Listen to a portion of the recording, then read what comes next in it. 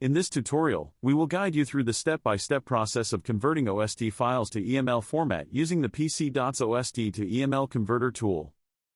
To install the PC.OST to EML converter, download it from the link in the video description.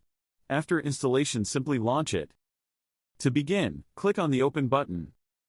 This tool provides users with the option to select from multiple categories of email data. Email data file, desktop email client, email accounts, email servers. Further, each email category offers users a variety of file types.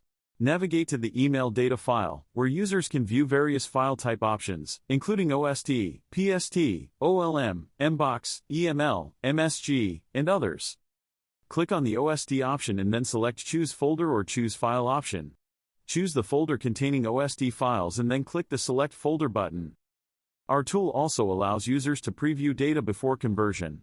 Simply click on any folder to view its contents. Select an email to see the message. The tool will only display relevant information in the content section of the preview. User also have the option to save attachments if there are any. Right-click on attachment to open or save attachments.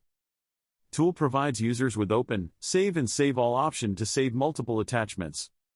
Our tool provides users with various preview options, including content, properties, header, raw, and hex views.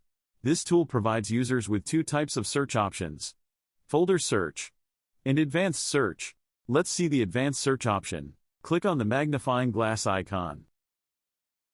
This option allows the user to search the entire Outlook data file, including contacts, calendar, and more, or you can also choose the options individually. To convert an OST file to EML format, go to the Export option. Our tool supports multiple formats, including email files, document files, email services, and email clients. For this tutorial, let's select the EML option. Here user can see multiple export options to be included or excluded in exported EML file, such as location bar, open folder after export is done, skip grayed out folders, create empty folders, delete old folders, include email headers. This option allows users to see all the headers in the email, which contain vital information about the sender, recipient, and routing details. Toggle it on or off accordingly. The file naming option allows users to select a name format or specify a custom name for the output file when converting it. After configuring all the settings, it's time for the export process. Click on the Save button, and the export process will begin. A pop-up will soon appear, notifying users that the trial version limits exports to 10 items per folder. To remove this restriction, users must purchase a software license. Click on Open Folder button.